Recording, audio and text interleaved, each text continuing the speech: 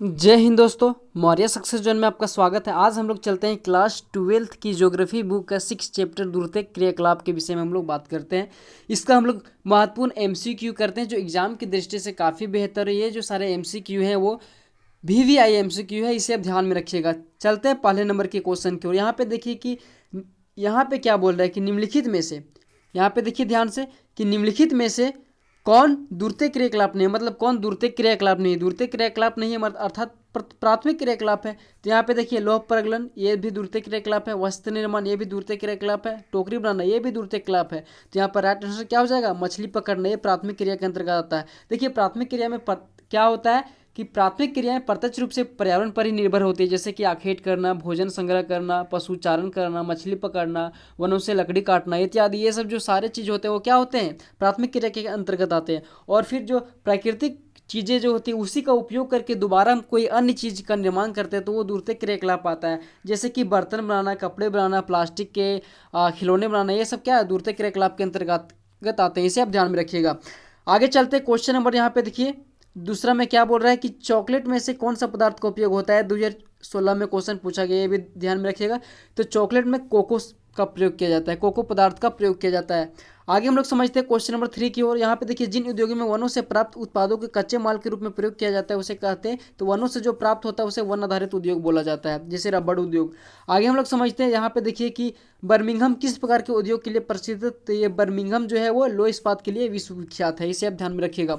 आगे हम लोग समझते हैं क्वेश्चन नंबर 5 की ओर। यहाँ पे देखिए निम्न में से कौन सी एक अर्थव्यवस्था में उत्पादन का स्वामित्व व्यक्तिगत होता है, अर्थात जो कोई भी व्यक्ति जो भी कार्य करता है उसका जो मालिक वह स्वयं होता है, किसमें होता है, तो ये पूंजीवाद में होता है। किसमें, पूंजीवाद में। ये काफ़ी इंपॉर्टेंट क्वेश्चन है, 2019 में पूछा गया है। आगे हम लोग समझते हैं यहाँ पे देखिए 6 नंबर क्वेश्चन में क्या बोल रहा है। यहाँ पे देखिए कि निम्न में से कौन सा एक प्रकार का उद्योग अन्य उद्योगों के लिए कच्चे माल का उत्पादन करता है, मतलब कौन सा उद्योग है जो दूसरे उद्योगों के लिए कच्चे माल का उत्पादन करता है। तो इसका राइट आंसर हो जाएगा आधारभूत उद्योग, जो दूसरे उद्योगों के लिए कच्चे माल उपलब्ध कराता है। 2021 में क्वेश्चन पूछा गया, इसे आप ध्यान में रखिएगा। आगे हम लोग समझते हैं क्वेश्चन नंबर 7 की ओर कि हीरा काटने तथा पॉलिश करने के लिए किसकी आवश्यकता होती है। तो ये कुशल श्रमिकों की आवश्यकता होती है हीरा काटने पॉलिश करने के लिए। आगे हम लोग समझते हैं क्वेश्चन नंबर 8 की ओर। क्वेश्चन नंबर 8 को देखिए कि जल अधिकांश उद्योगों में प्रयोग किया जाता है, जैसे कि प्रसंस्करण, भाप निर्माण या मशीनों को क्या करने के लिए, ठंडा करने के लिए किया जाता है। आप लोग देखे होंगे कि कोई फंक्शन वगैरह होता है तो घर वगैरह में जनरेटर आता है तो उसमें या फिर कोई बड़ी मशीन होती है तो उसे गर्म होने से बचाने के लिए उसमें पानी डालते हैं। क्यों डालते हैं, ठंडा करने के लिए। इसका राइट आंसर क्या हो जाएगा, ए हो जाएगा, इसे ध्यान में रखिएगा।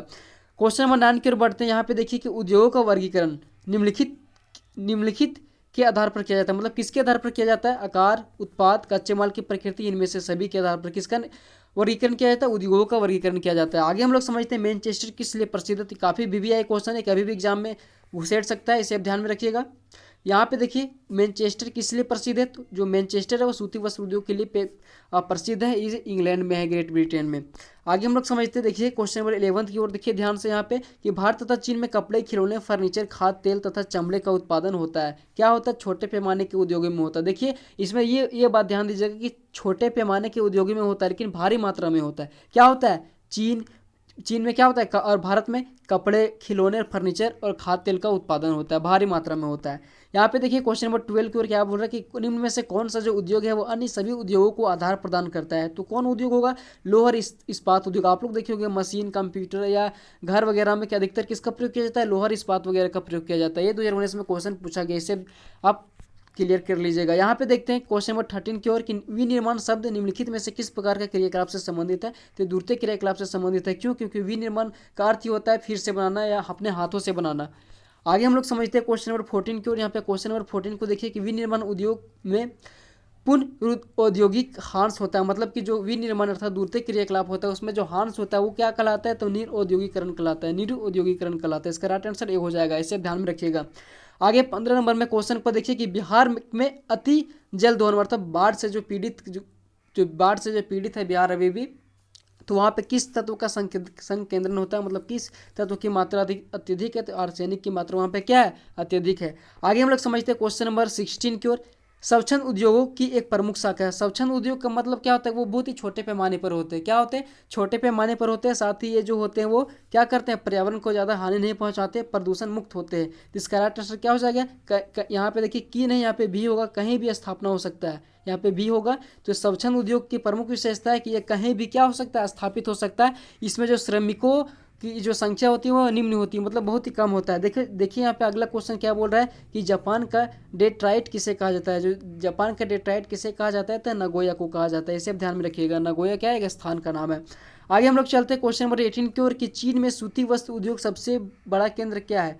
सबसे बड़ा जो केंद्र कहाँ पे स्थित है, तो इसका राइट आंसर हो जाएगा आंगटीसी बेसिन में, मतलब आंगतसी नदी का है, उसी के बगल में है। क्या चीज़ है, सूती वस्त्र उद्योग कहाँ पे विकसित है, चीन में विकसित है।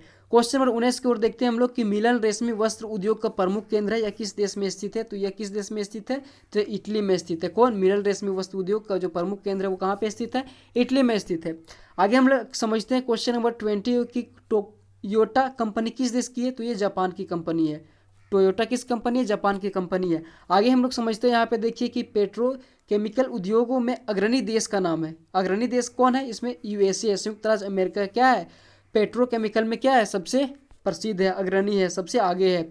यहाँ पे देखते हैं निम्नलिखित क्रियाकलापों में से कौन सा एक दूरतक सेक्टर का क्रियाकलाप नहीं है, मतलब नहीं है, दूरतक क्रियाकलाप का नहीं है, अर्थात प्राथमिक क्रियाकलाप का होगा। तो इसका राइट आंसर क्या हो जाएगा, वस्त्र निर्माण। देखिए यहाँ पे क्वेश्चन को ध्यान से समझिए, क्वेश्चन को मैं फिर से पढ़ देता हूँ। देखिए निम्नलिखित क्रियाकलापों में से कौन सा एक दूरतक सेक्टर का अर्थात दूरतक क्रियाकलाप नहीं है।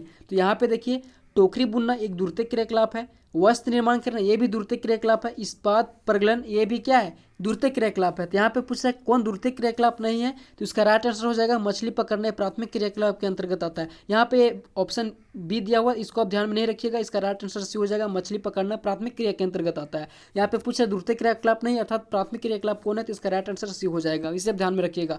आगे हम लोग समझते हैं क्वेश्चन नंबर 23 की, और यहाँ पे देखिए कि निम्नलिखित में कौन औद्योगिक अवस्थापना का प्रमुख कारक नहीं है। तो इसका राइट आंसर हो जाएगा जनसंख्या घनत्व क्या है, औद्योगिक का प्रमुख स्थापना का प्रमुख कारक नहीं है। बाकी व्यापार पूंजी और ऊर्जा ये सब क्या है, औद्योगिकरण का स्थापना का प्रमुख कारक है, जबकि जनसंख्या घनत्व नहीं है। 2019 में एक क्वेश्चन पूछा गया, इसे आप ध्यान में रखिएगा। अब अंतिम क्वेश्चन की ओर हम लोग बढ़ते हैं। देखिए निम्नलिखित में से कौन सा उद्योग दूसरे उद्योगों के लिए कच्चा माल तैयार करता है। तो कौन सा उद्योग हो जाएगा, आधारभूत उद्योग हो, क्या दूसरे उद्योगों के लिए क्या करता है, कच्चे माल को उत्पादन करता है। तो आई होप आप लोग का वीडियो अच्छा लगता होगा। यदि आप लोग का वीडियो अच्छा लगता हो तो कृपया हमें सपोर्ट करें। जय हिंद।